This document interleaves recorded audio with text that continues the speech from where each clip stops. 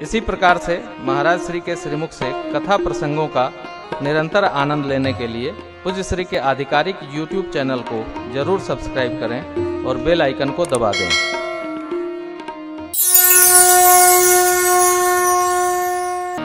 गोस्वामी जी एक नई माँ को, कैसी माँ? तो लक्ष्मी जी को प्रगटाते हैं। जो छवि सुधा पयो निधि हो, परम रूप में कच्छप सो, शोभा रजु मंदर श्रृंगार, मथे पान पंकज निजमा,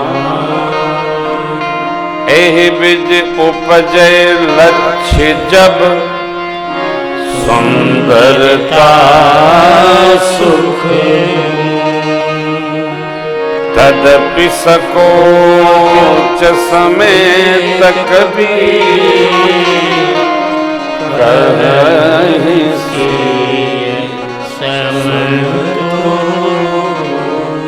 छवि रूपी अमृत को श्रृंगार रूपी मंदराचल पधरा कर कहां परम रूप में कच्छप के पृष्ठभाग पर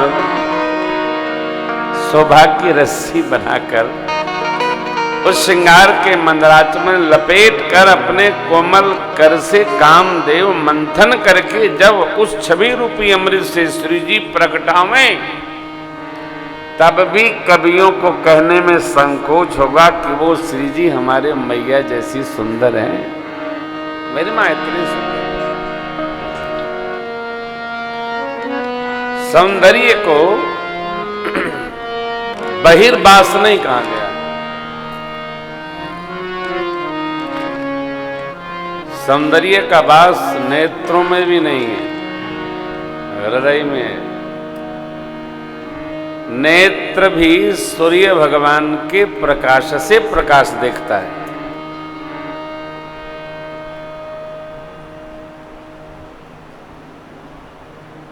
आप कोठरी बंद कर लो, प्रकाश शून्य कर दो, दिखेगा कुछ नहीं।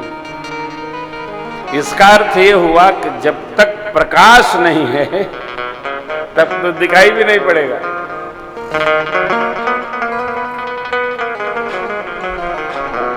ज्योति कहां है? प्रकाश से। आंख में ज्योति नहीं है, अंधकार में आंखों को नहीं दिखता है,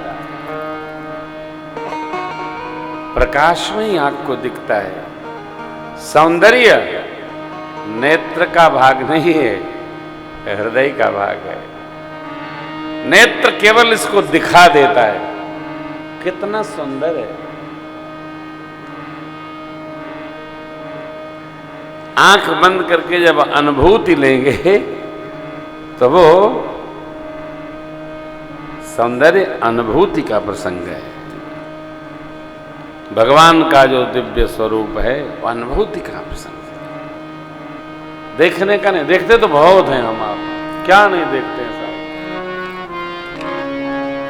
मेरी मां जितने लोग बैठे थे सबको मोहित कर दिया। अब सुनैना मां के बगल में बिठा दिया सखियों ने। तीसरी बात क्या थी? मां बैठ गई। सभी मिथिलावासी जो लोग हैं वो एक ही बात चित्त में लाते हैं, भगवान ब्रह्मा ने श्री जी को जन्म दिया, दिव्य हैं। और जो विश्वामित्र जी के बगल में बैठे हैं दाहिने न, वो सांवले वाले भी दिव्य हैं। क्या सौंदर्य है! न जाने महाराज ने क्यों इतना बड़ा सम्मेलन बुला रखा है। अरे वो सांवले वाले को कह देते, धनुष पर पतंचा चढ़ा देते और सियाजू जयमाल डाल देती। कई बार समाज को संभालने के लिए, दिखाने के लिए, समझने के लिए अनेक प्रकार की रचना बनानी पड़ती है। कोई ये न कहे कि हमको अवसर नहीं मिला। यहाँ एक समाज शास्त्र का अध्ययन चिंतन लीजिए, कितना बढ़िया है। ये धनुष यज्ञ क्यों रखा गया केंद्र में? वो जो दिव्य है ना, दिव्य कौन? राम जी। अदिव्य सीता मैया है।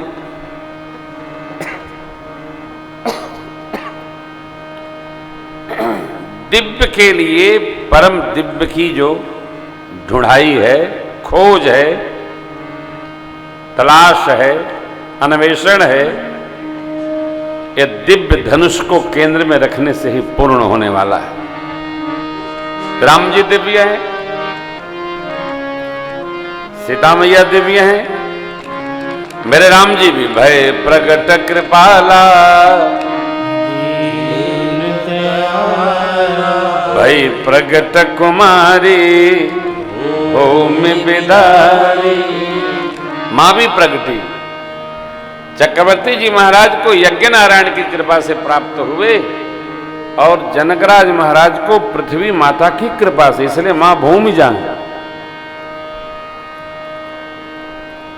ये सदैव अब यहां एक चिंतन है। घर बनाते समय, बेटा बेटी का ब्याह करते समय,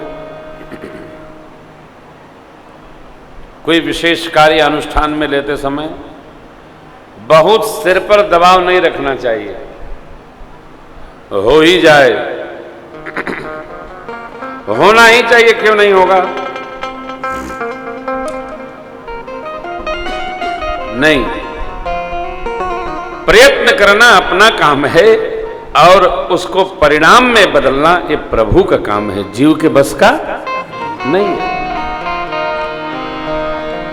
प्रयास हम करेंगे।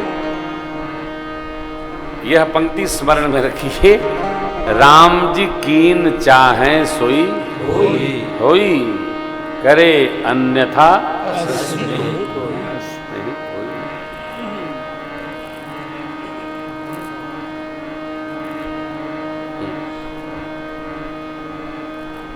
दबाव नहीं, किसी तरह हो नहीं हो, जैसे होना हो वैसे हो।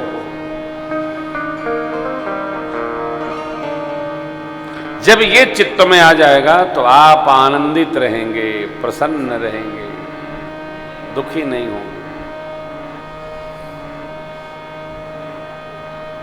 जब जो होना तब होगा और जैसे होना है वैसे होगा। शतानंदी महाराज और मिथिलापति की पुनः मंत्रणा हुई। जनक राज ने कहा, महाराज आज्ञा हो, बंदी जनों को हमारी प्रतिज्ञा सुनाए। बोले बंदी बचन बर सुनहु सकल महिमा, पन विदेह कर कह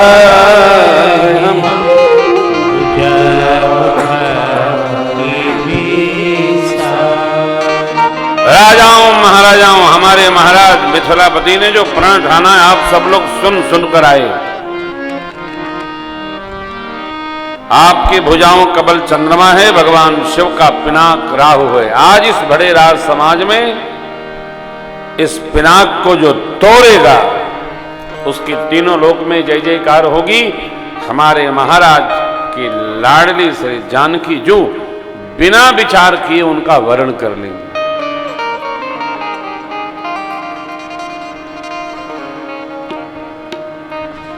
बंदी जनों ने तो बड़ी सरलता से सब कह दिया। इतना सुनना था, सारे जरा राजा अपने अपने स्थान पर खड़े हो गए, परिकर बांध उठे, कुलाई चले इष्ट देवन सिर, अपने अपने देवताओं को प्रणाम कर करके ऐसे टूट पड़े जैसे वही तोड़ने वाले हैं। सदानंद जी महाराज ने सबको शांत कराया। धैर्य धैर्य धैर्य धैर्य, एक एक करके आइए, पता तो चले किसके हाथ से टूटा है। एक एक करके राजा गए तो, लेकिन तोड़ना तो दूर, कोई तिल भर हिला तक नहीं सका। सारे राजा उपहास के पात्र हो गए। सब नृप भये जोग, सबने रचना बनाई, चलो मिलकर तोड़ते हैं। सब मिल गए। ओ पसहस दस ये कही बारा, लगे उठावन डगजीन शंभो, राजन कैसे कदली लसन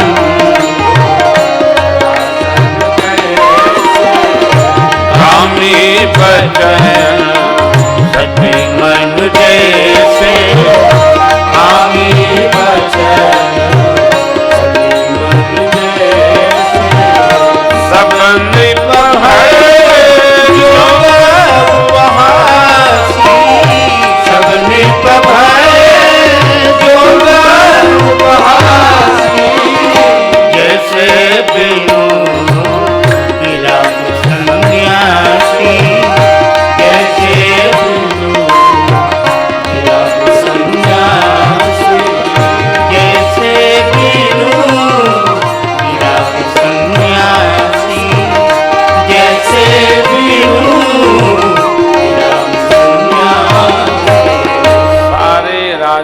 श्रीहीन हो गए,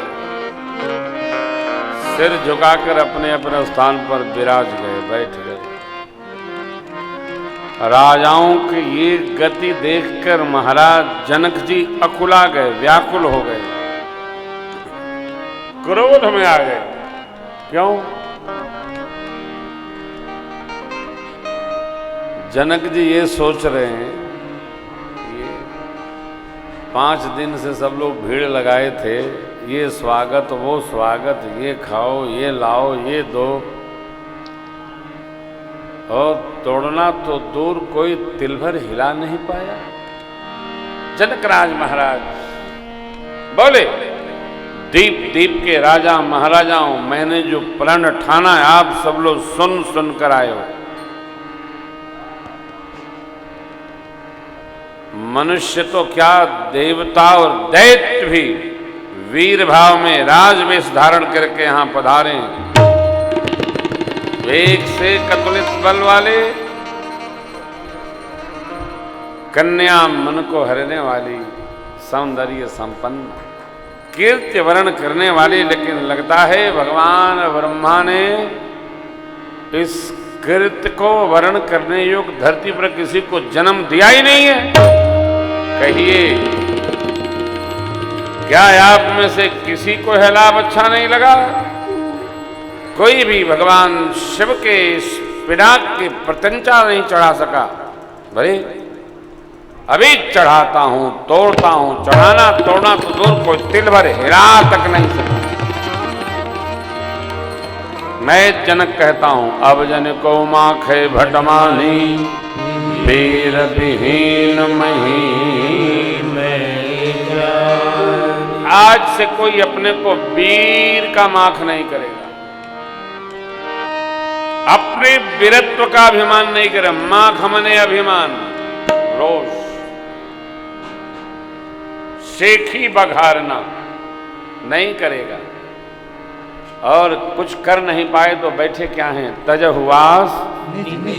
अब आसरा छोड़कर अपने अपने घर जाइए। लगता भगवान ब्रह्मा ने मेरी बिटिया रानी का विवाह रचा ही नहीं।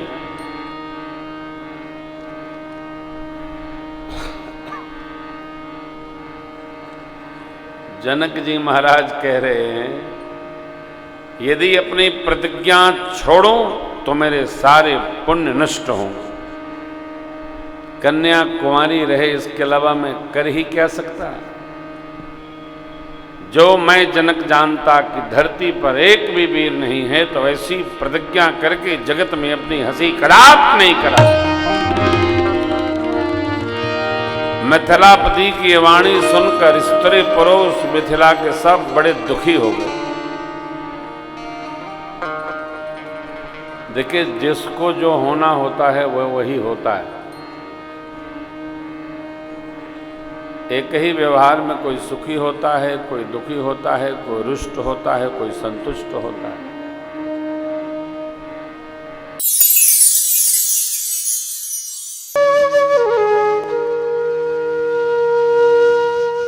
इसी तरह सुनते रहिए। चैनल को सब्सक्राइब करिए, बेल आइकन को दबा दीजिए और पुण्य अर्जन के लिए अपनों में शेयर करिए।